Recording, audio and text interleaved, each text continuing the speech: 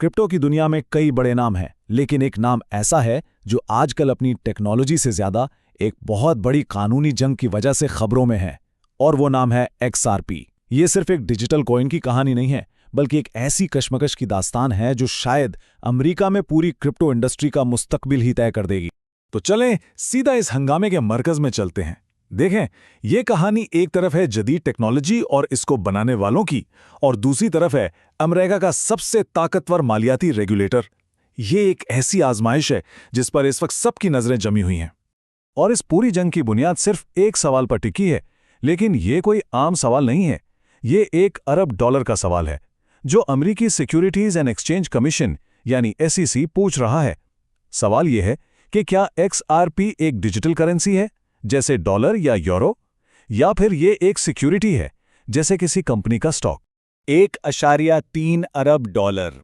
SEC का इल्जाम यह है कि रिपल लैब्स यानी वो कंपनी जो XRP के इकोसिस्टम पर काम करती है, उसने इतनी बड़ी मालियत के XRP को एक गैर रजिस्टर्ड सिक्योरिटी के तौर पर बेचा, और बस यहीं से इस बड़ी कानूनी जंग का आगाज हुआ।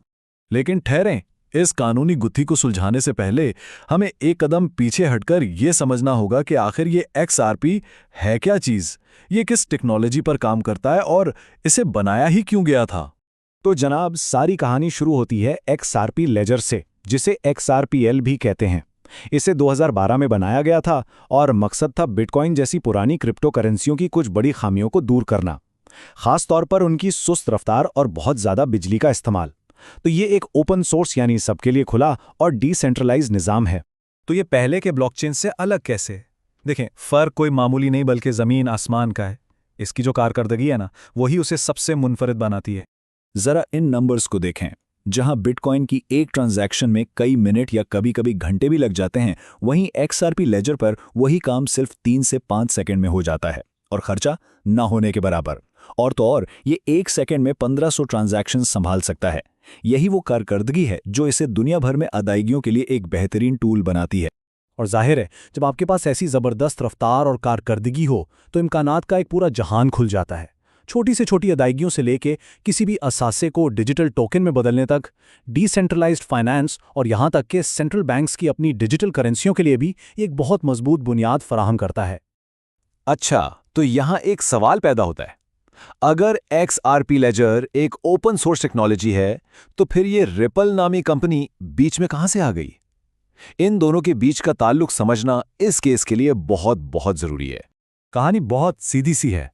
जिन लोगों ने XRP लेजर बनाया था, उन्होंने ही 2012 में एक कंपनी की बुनियाद रखी जिसे आज हम रिपल कहते हैं। उनका मकसद ये था कि इस शानदार टेक्नोलॉजी को सिर्फ एक थ्योरी तक महदूद ना रखा जाए, बल्कि इसे हकीकी दुनिया में इस्तेमाल के काबिल बनाया जाए। और इस मकसद को पूरा करने के लिए लेजर के बनाने वालों ने रिपल कंपनी को 80 अरब XRP तोहफे में दे दिए। आप समझ लें कि ये इस पूरे इकोसिस्टम को बनाने के लिए एक तरह का फ्यूल था, ताकि रिपल दुनिया भर में पार्टनरशिप्स कर सके और XRP के इस्तेमाल को आम कर सके। हमने बात की कि XRP लेजर बिटकॉइन से कहीं ज्यादा एनर्जी एफिशिएंट है। उसकी वजह यह है कि ये माइनिंग का इस्तेमाल नहीं करता। तो फिर सवाल यह है कि भाई, अगर माइनिंग नहीं होती तो ट्रांजैक्शंस की तस्दीक और उन्हें महफूज कैसे बनाया जाता है? उसका जवाब है फेडरेटेड कंसेंसस मैकेनिज्म। नाम थोड़ा मुश्किल लग सकता है, लेकिन काम बहुत आसान है। होता यह है कि जब भी कोई ट्रांजैक्शन होती है तो आज़ाद सर्वर्स का एक नेटवर्क, जिन्हें वैलिडेटर्स कहते हैं, मिलकर इस बात पर इत्तेफाक करते हैं कि ट्रांजैक्शन ठीक है या नहीं। जैसे ही अक्सरियत मुत्तफिक हो जाती है, ट्रांजैक्शन चंद सेकंड में पक्की हो जाती है। कोई माइनिंग नहीं, कोई फालतू बिजली का खर्च नहीं। तो अब जब हम टेक्नोलॉजी, कंपनी और इनके ताल्लुक को समझ चुके हैं, चलें वापस उसी मैदान जंग में चलते हैं जहां इन सब के मुस्तकबिल का फैसला हो रहा है, यानी SEC और रिपल के दरमियान ये फैसला कुन कानूनी जंग। इस जंग की जड़ें काफ़ी पुरानी हैं।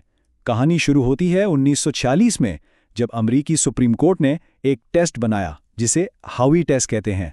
फिर कई दहाइयों बाद 2012 में XRP लेजर बना, और फिर 2020 में SEC ने उसी पुराने टेस्ट का सहारा लेकर रिपल के खिलाफ मुकदमा दायर कर दिया।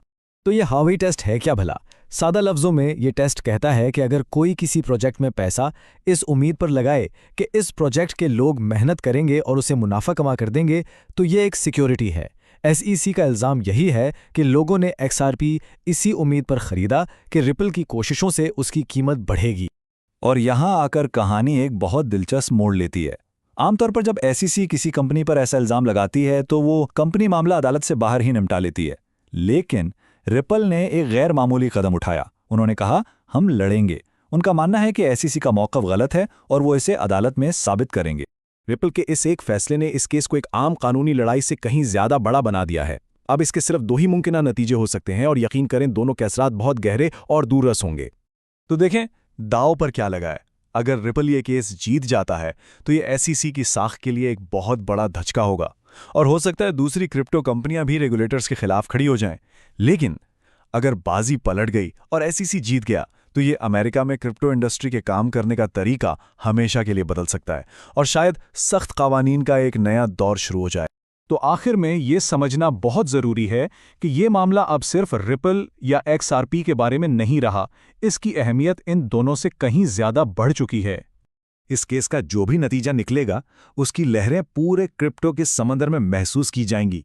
ये फैसला एक मिसाल कायम करेगा जो ये तय करेगा कि अमेरिका में डिजिटल असासों को कैसे देखा जाएगा और कैसे रेगुलेट किया जाएगा। ये असल में जिद्दत और ज़ाब्तों के दरमियान तवाज़न की एक बड़ी बहस है। और ये सब हमें इस आखिरी और सबसे बड़े सवाल पर लाकर छोड़ देता है, क्या 21वीं सदी की एक नई टेक्नोलॉजी का मुस्तकबिल एक ऐसे कानून से तय होगा जो तकरीबन 80 साल पहले किसी और दुनिया के लिए बनाया गया था? इस एक केस का फैसला ही अमेरिका में क्रिप्टो के आने वाले कल की सिमत का तयन करेगा।